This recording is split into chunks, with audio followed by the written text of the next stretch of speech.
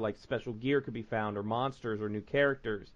And characters would send you emails, and that would advance the story. So it was really like you were playing an MMO and logging out to your desktop, checking your emails, and then going back into the game to further the story. It was very immersive. Well, that kind of shit right there is, to me, like, you got your gamers who play like your console type games, just standard, or sports games, and then you got your gamers. The people that play this kind of shit are fucking hardcore, that fucking are really into like the PC like right online fucking experience, and that's crazy. There's such a startling jump from like me playing video games just as a hobby once in a while to these guys that just fucking play this shit and they're totally into their character and know all this shit. It's mind blowing. Yeah, it's mind blowing. I don't think I could remember all that. Sometimes I remember a lot of comic stories. I mean, I guess if I dedicated all my time to it, I could. Well, it's kind of like I was like this last week at BlizzCon, they dropped the new trailer for the new expansion of World of Warcraft. Now, I have not played Warcraft in maybe a year and a half, but I watched this and I'm like, son of a bitch. I was fucking Al Pacino in The Godfather. I was like, fuck. Just when I thought I was out, they pulled me back in, But I played the first 4 games of Dot Hack, totally loved it. And then I hear about, this is probably mid-2000s, early 2000s, that they're coming out with a sequel series called Dot Hack GU. And this was going to be a 3-volume game, a 3-volume series. So just like the first one, you beat the first game, they give you a save state, it transfers over, and it was 3 games. Updated graphics, more cinematics, but pretty much the same kind of gameplay. So that series ended. I watched all the animes, Dot Hack Sign, Dot Hack Roots, which is the prequel to GU, the offshoot that's not canon, Legend of the Twilight Bracelet. I mean, the mangas. I have the mangas. I love this fucking series. So a few months ago, I find out that Namco Bandai, who's the creator of it, it was re-releasing the GU series for the PlayStation 4. And I lost my shit. I was like, holy shit, it's updated, it's HD, I can go back to Dot Hack. Well, then I find out, not only are they redoing the 3 Dot Hack games, they've created a 4th volume, an exclusive 4th volume that is only on this new remastered compilation. So right away, I pre-ordered it, had to pre-order it. And luckily, PlayStation gave me $10 for free, so instead of $50, I only paid $40. And I got the theme for my background of my PlayStation. It's really cool. So that's where I've been since. Oh, is that what that picture was you sent me the other day? You just sent me a picture of a screen. I didn't know if it was gameplay or what. That was me after I beat the first volume. Oh, yeah, that's right. So I've been playing since Friday.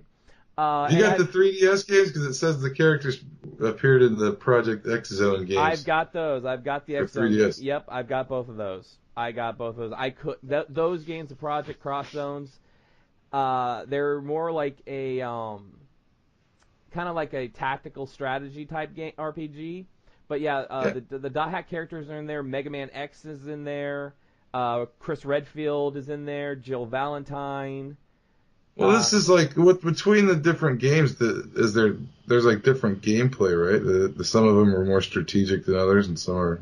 There's some, yeah. Like the main GUs, like I said, Project Cross Zone it's Namco and Capcom characters together in a big crossover. So so there's characters from Guilty Gear, there's characters from Street Fighter, Virtual Fighter. Like I said, Resident Evil. There's whole levels with that's like the tyrant, like Nemesis shows up and you have to defeat tyrants and nemesises. How many different platforms is this on? Because some of them it says like PSP, some of it's PS3. Okay, so for what for Dot Hack? For like they got like Dot Hack Link, Dot Hack Okay. versus. All right. So Dot Hack Link Dot Hack Link was supposed to be the follow up to the GU series, and that was on PlayStation Portable. The problem is that game I have not physically played it. I don't think it was ever released on the state side. I know it was released in Japan, but it was not well met by fans and by players. So Well, it says here it contains unplayable characters. yeah, Why? yeah, Why bother? it's crazy. So I'm pulling this up right now. So Dot Hack, there was the collectible card game Dot Hack Enemy, which yes I Yeah, did. that's another thing. It's a card game Yes, too. I did play the card game a little bit. There's It covers every medium there is. I'm surprised there's not an old radio Dot Hack show. only in Japan they released Dot Hack Fragment, which was the World. It was the online game, the World. And you would log in on, it was a PS2 game. You would log in using the PS2 modem, and you could play on the servers. The servers are dead. They're done. They're closed. You can't play it anymore. Man, that must have been slow, man, on a PS2. Logging into. Yeah. How did they even have playability in a game like that? Yeah. Now I have not played Dot Hack Versus. That's another one that I need to check out with, because it apparently it came with the Blu-ray DVD of Dot Hack the movie, which was which was another kind of unrelated thing to the game series. Like the Final Fantasy movies? Yeah, yeah. And then, like you say on here, Dot Hack Guilty Dragon was a game for Android and iOS, but that was only in Japan. A lot of these, that's one of the things I really hate, is like all these things that are only Japanese. We never got Fragment, we didn't get Link. There's some kind of weird import laws from Japan, though, isn't there? There's like some kind of weird reason why they don't come here. But that's also kind of the way you look at with a lot of things Japanese, especially when it comes to this, is they're so immersive. You have to read the manga and watch the anime and play the games, and it's just one great big storyline. It takes a level of patience and intelligence to play something like this, and like something like Warcraft too, because it's like that shit.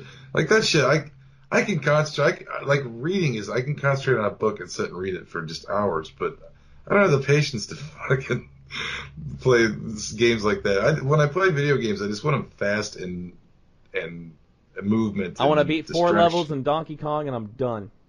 I like Arkham. I like the freedom of like the Arkham games, where I can just swing around Gotham City and kick the shit out of people.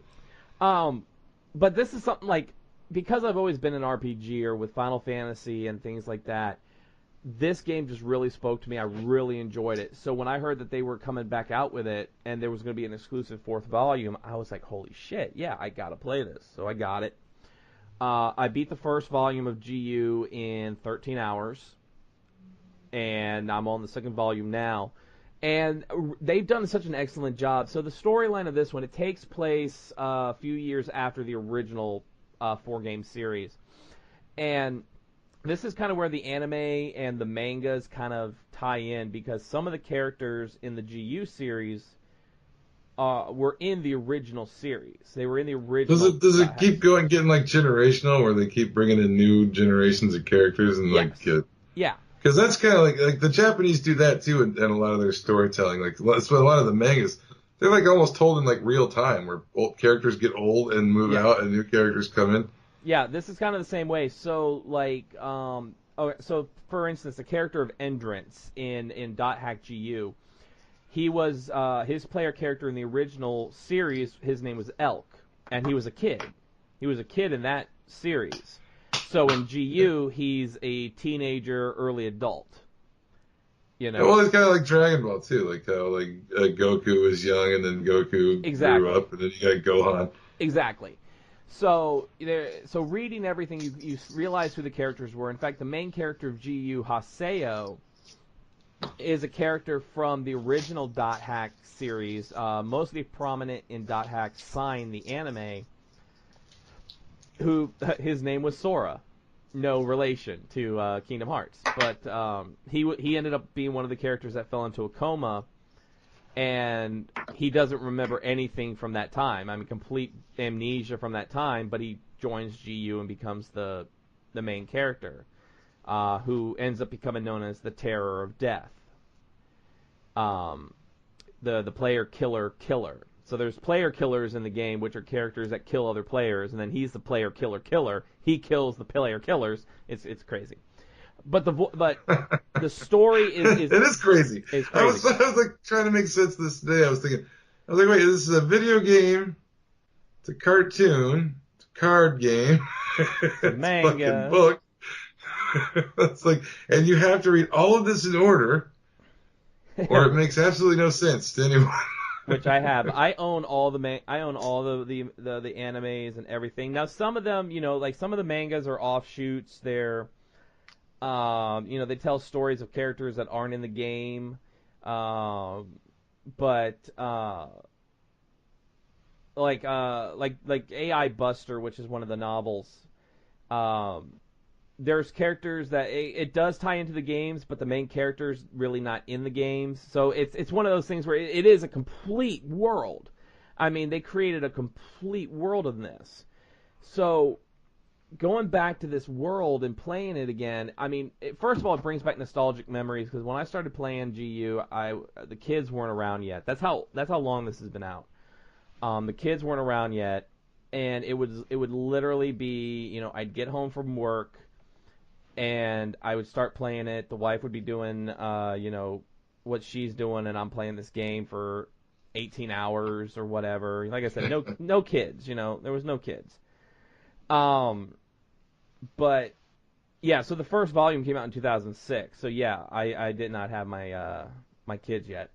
But it's just, I'm just sitting there and I'm absolutely loving it. I started completely over.